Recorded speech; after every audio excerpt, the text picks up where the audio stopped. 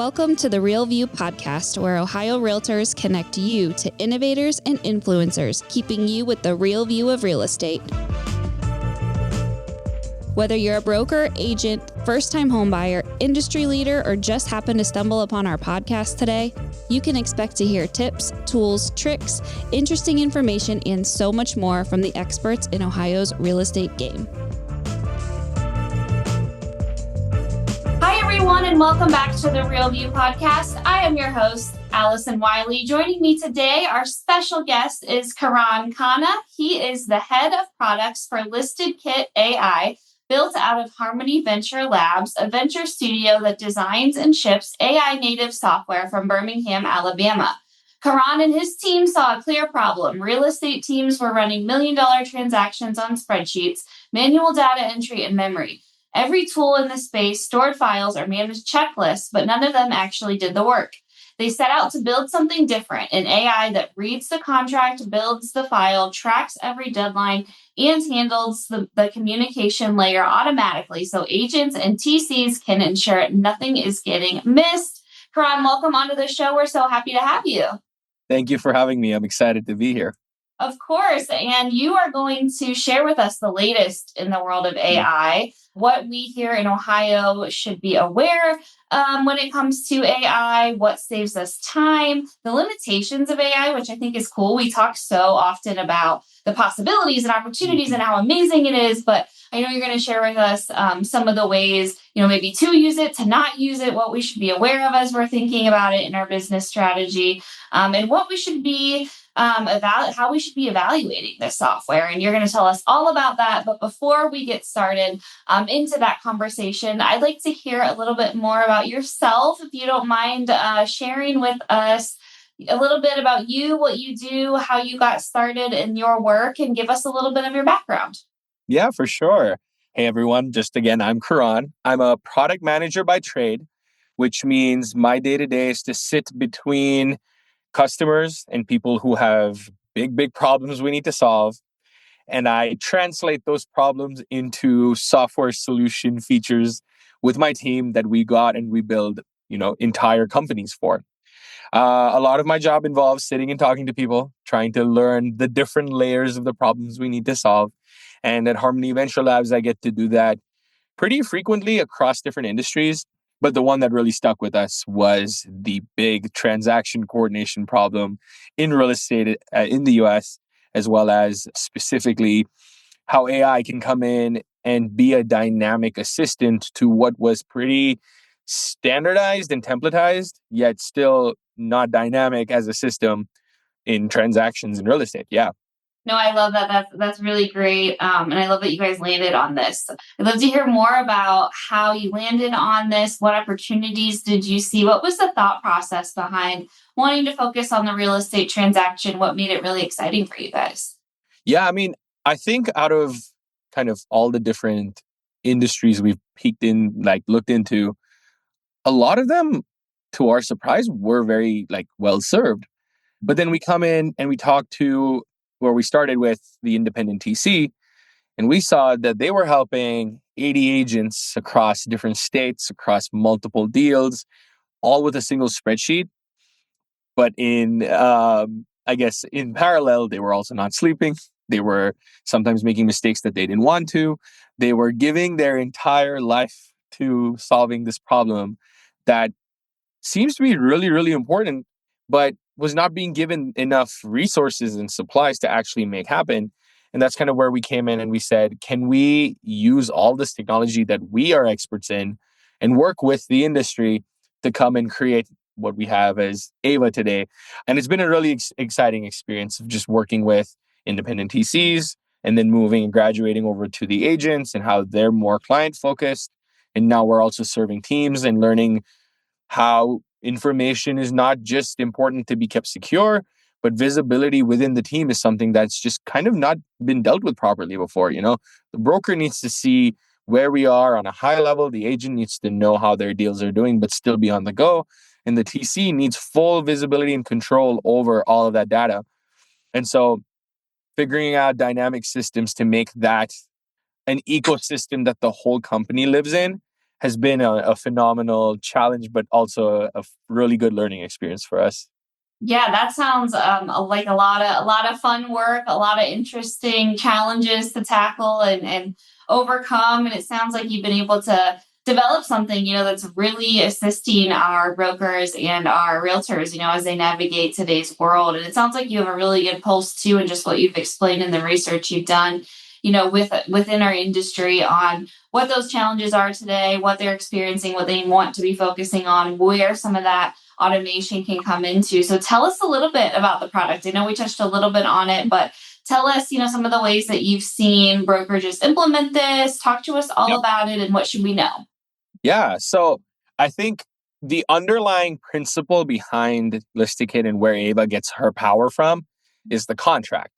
That's the one legal document that guides everybody else's schedule, right? Whether it's the broker receiving payouts, it's the agent's timelines and what the TC has to take care of.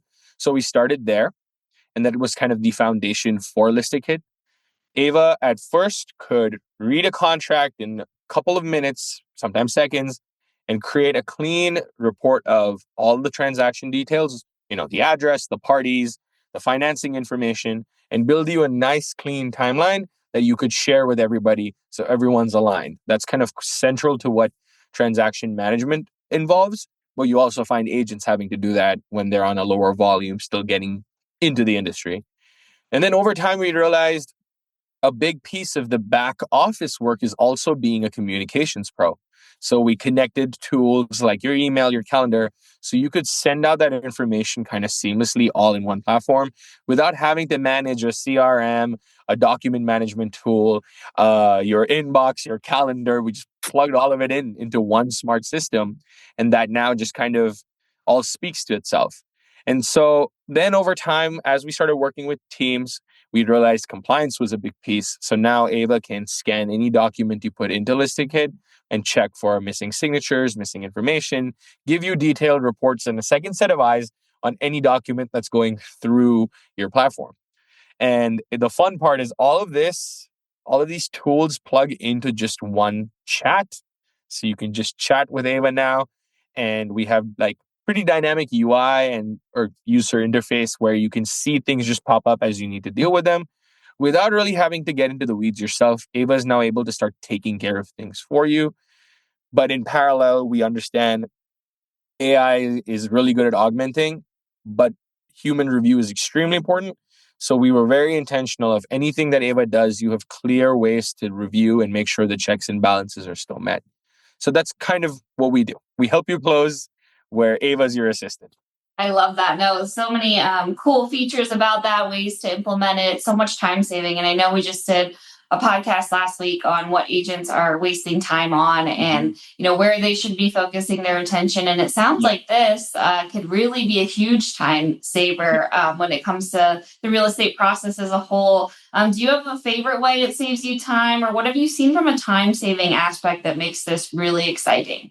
Yeah, I think, and I actually also want to answer a question that I may have missed when you last asked was how are different people implementing this? I want Yeah, yeah, to yeah, yeah. I think I just actually spoke to a bunch of agents who were testing a new feature with them. So we got on a call with them and they gave us just their open feedback. Our agents love us because they are learning almost as they're going with Ava because they put their contract in. Ava pulls all this information out, and the agents are saying, "Oh, wow, I didn't even realize we had to track all of this information. I'm so glad Ava's doing it now." So I think the contract reading and I guess condensation of information into one clean like system is something our agents love.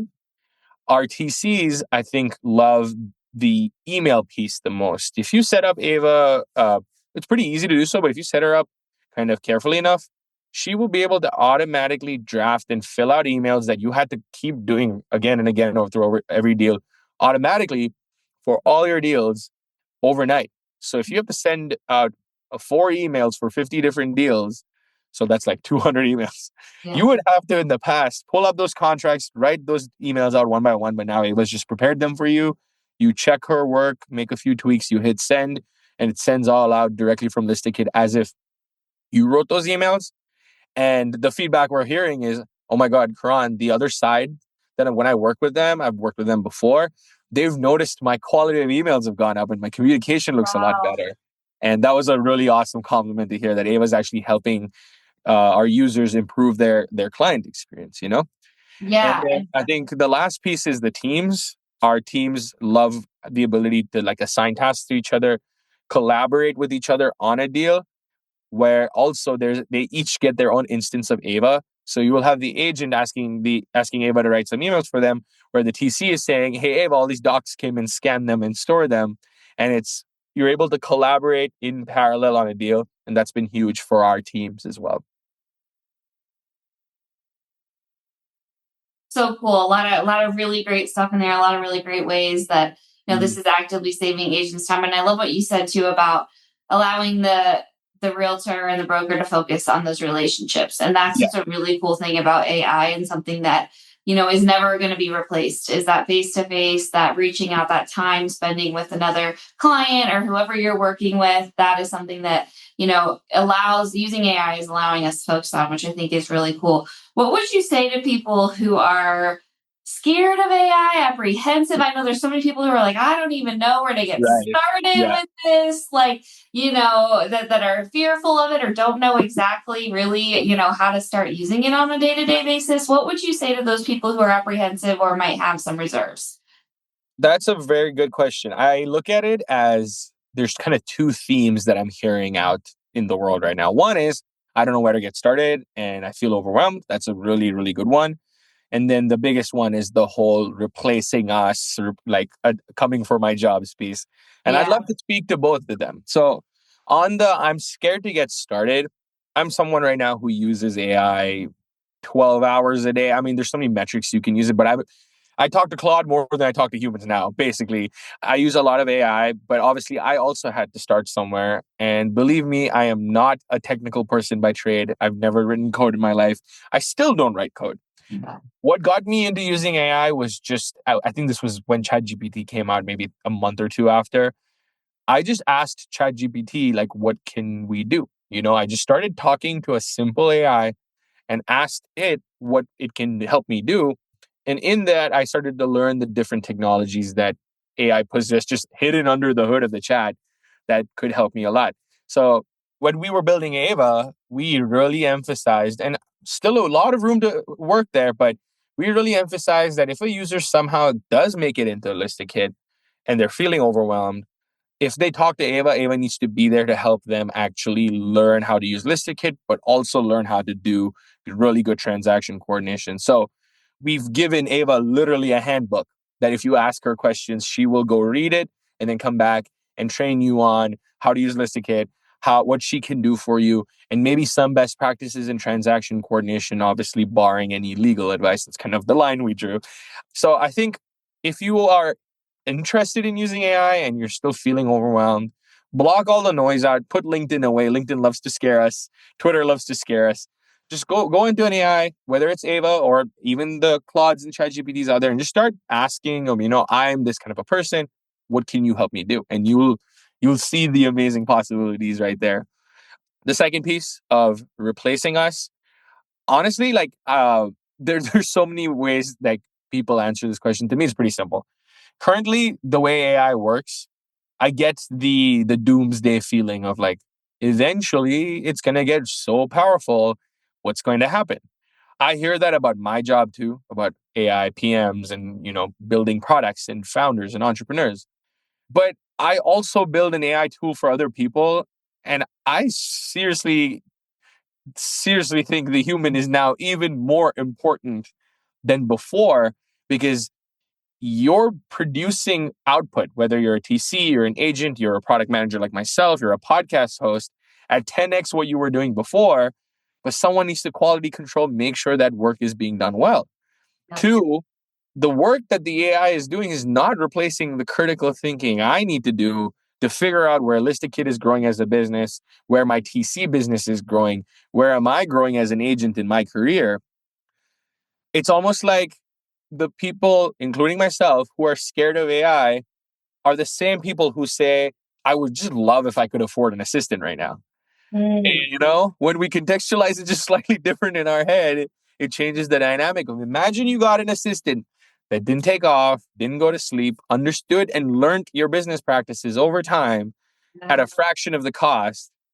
And now imagine the last piece that I actually spoke about on a different podcast. Actually, their host brought this up is like, imagine your competition had 100 assistants in their back pocket working for them and you were working alone.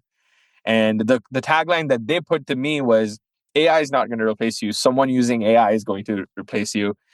I think I do agree with the notion. I think that is a little doomsday to say and very scary, but it is true that the big reason we as Listikit are able to stay ahead of the curve is we just use so much AI to make a better product. And I see that with RTCs whose volumes, like we keep an eye, they came in doing 2 to 5 deals a month. Now they're doing 10. Some have gone from the 20 to 30 to 50. The compounding growth effect with AI in your back pocket is so amazing.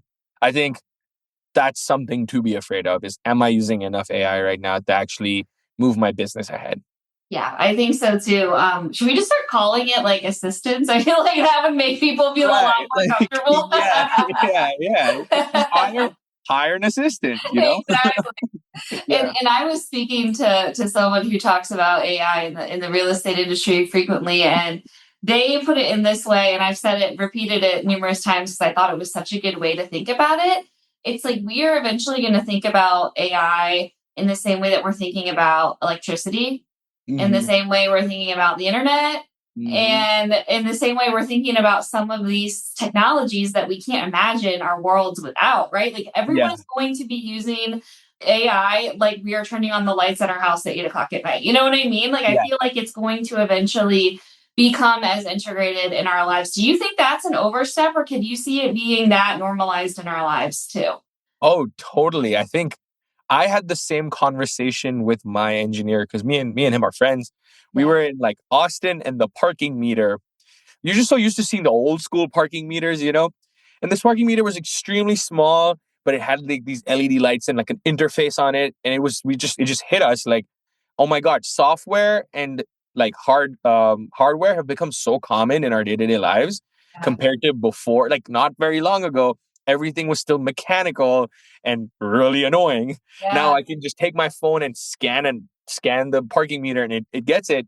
Yeah. I don't see why AI would be any different.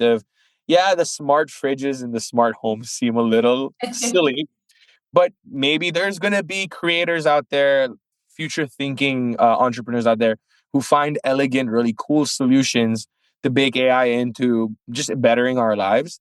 Yep. And I do think that that definitely is a reality of what we see. I also see AI getting smarter and taking up bigger positions at our companies where human oversight is even more quintessential, but they're out there actually making maybe transaction level decisions or relaying transaction level strategy to you as, hey, agent named Sam who's on the road closing 4 other deals. This deal kind of got delayed, but I'm thinking of following up with the buyer, maybe calling them. What do you think of that? Strategy level instead of just blindly following a template. I think that there is room to grow within ownership of the transaction and the work we're doing in real estate without it necessarily, being the end of the world. Yeah. Yeah, I think so too. It is something, I think having fear is completely normal. We are Yeah. not, intrinsic human beings who like change, in Yeah. most cases. So I think, anytime something new comes out, there is a little bit of fear associated with it. But I think if you can start familiarizing yourself with it, the opportunities that exist, are really going to enhance our lives. No one's sitting at home in the pitch black because they don't want to use electricity. So I think it's eventually going to Yeah. become, as important as that and as big Yeah. and as big of a factor in our day-to-day Yeah. life, eventually down the road. But absolutely. And I think the CEO of Zoom was talking about it lately and was saying that he expects it to progress so much that there's going to be a 3-day work week because that AI is going to handle so much of the emails and the day-to-day stuff that takes so much time. So, you're having these big CEOs come out in support of it and saying that how it's going to change the world. And, I think at this point it's gonna happen. And if you're not on board, now's the time. It's not too late. Yeah. Using products like what you're here with us to talk about today, is a great tool. And you mentioned it's kind of learning with you. You can learn alongside of it, and you guys can kind of be in it together to find out ways that it works for you. So, it's okay to be afraid, but that doesn't mean that it should stop you from using it and starting to try it out and learning where it Yeah, works for you. couldn't have said it better myself. And you also mentioned too the importance of the human oversight overview and being involved still, and that you should still be reviewing. It is not turning out absolute perfect stuff. You still need to have your eyes on it. And I think, like you mentioned, that's something where it's we still are need to be involved, and why it's not going to completely take over, because it's not at that level where it doesn't need human review. So I think that too is something, to keep in mind. I don't want anyone to think that, hey, it's going to generate all this stuff for me and I'm just going to be able to get it out and that's the end of it. Having that human review on it is so important. And maybe that would be one of the current limitations of AI, to talk about some of the stuff that, it might not be ready to handle yet. What are some of those other things that you're seeing that it might not be ready to do yet? What are the limitations from your end? What are you seeing with that? And what should we be thinking about as we want to adapt some of this? Lowest hanging fruit number one is legal and compliance. I think the way we have compliance going on is Ava provides you a report for you to review, but the emphasis is on the you to review. Number two, anything even touching legal statutes or anything related to financial negotiations, Ava will draft the email for you, but you got to tell us what we're negotiating. The law is very subject to interpretation, but it's fundamentally built to be interpreted by humans, not an AI. So if something goes wrong, we would feel responsible. The question is who? And we haven't answered that. I think we have a lot of challenges in the industry to fight. We are not going to go out and figure out when something goes wrong in legal. Do we blame an AI? Do we blame the company? Nope. We're just going to stay away from the legal aspects until the law around AI and in legal is more clear. I think one other piece of the compliance that we are still figuring out right now is compliance regulations on a brokerage level. The Remax in a specific state versus that same brokerage, but it's a different office in a different state, have very almost fine-tuned different rules that are only available within the brokerage. We were trying to make Ava so smart that she could know that just maybe by searching the web, or we do interviews. But the problem is now the internet is full of AI generated articles where we don't know what's the truth or what's wrong. So it's not like this was a failure or anything. It's just more of like a learning experience. We just realized our users love to just tell us, like, here's the compliance regulations. So we're building just a simple, give it to Ava and she'll follow your compliance regulations while checking documents to make sure that they're compliant. And this speaks to two things. One is things like compliance, let the user tell you, don't try to guess. We initially just had to find anything wrong with the document, and our users were like, no, no, no, Ava is being too strict. She's finding too many mistakes. Some of these things we don't care about. And then we scaled it back. This was it was an interesting learning experience. But then from that experience, we realized we don't need AI to reinvent the wheel and figure out how to close a deal for you. You just give us the task templates, the compliance templates, the emails that you've already sent and has worked in the past. And we'll build a plan out of everything you've given us, and then we can refine it over time. So I know I've kind of meandered away from the what AI can and cannot do, but if anyone out there who's listening is building your own tool, don't try and reinvent your users' processes. Just let them tell you, and then you figure out how AI can augment it for them. So that's kind of the another learning of what AI can and cannot do. Yeah, no, I love it. I think that that makes total sense. No one wants to be spending time where we don't need to, as we're thinking about, how we can manage our time better and be smarter and spend it in areas that it really needs to be spent on. So also true. And then when you were talking about other AI tools and stuff, how do you guide agents, or what should agents be thinking about as they look to adapt some of this? I know we have Ava, but how should we be comparing? What should we be looking Yep. for when it comes to our AI? I know you touched on a little bit of that, but Yeah. you have a best practice or advice on ways we should be evaluating all the different AIs out there? Yeah, I mean, so you should only use list. No, I'm kidding. I'm kidding. I'm kidding. I'm kidding. I'm kidding. The way that I evaluate AI tools when I'm purchasing them for my own use is one angle I'm going to talk about. And then I'm going to talk about an angle that kind of we compare ourselves to other AI tools. So like just as someone again who uses so much AI every single day, my rule of thumb now has become if a new tool I'm trying doesn't want to feel easier and then two work as well as my old tool, I'm not switching. I'm just going to stay on my old system. I think now with everything being chat based or most things being chat based, the chat has to be clean and snappy and not get in my way. I've used some really good chat interfaces and I've used some very poorly designed ones.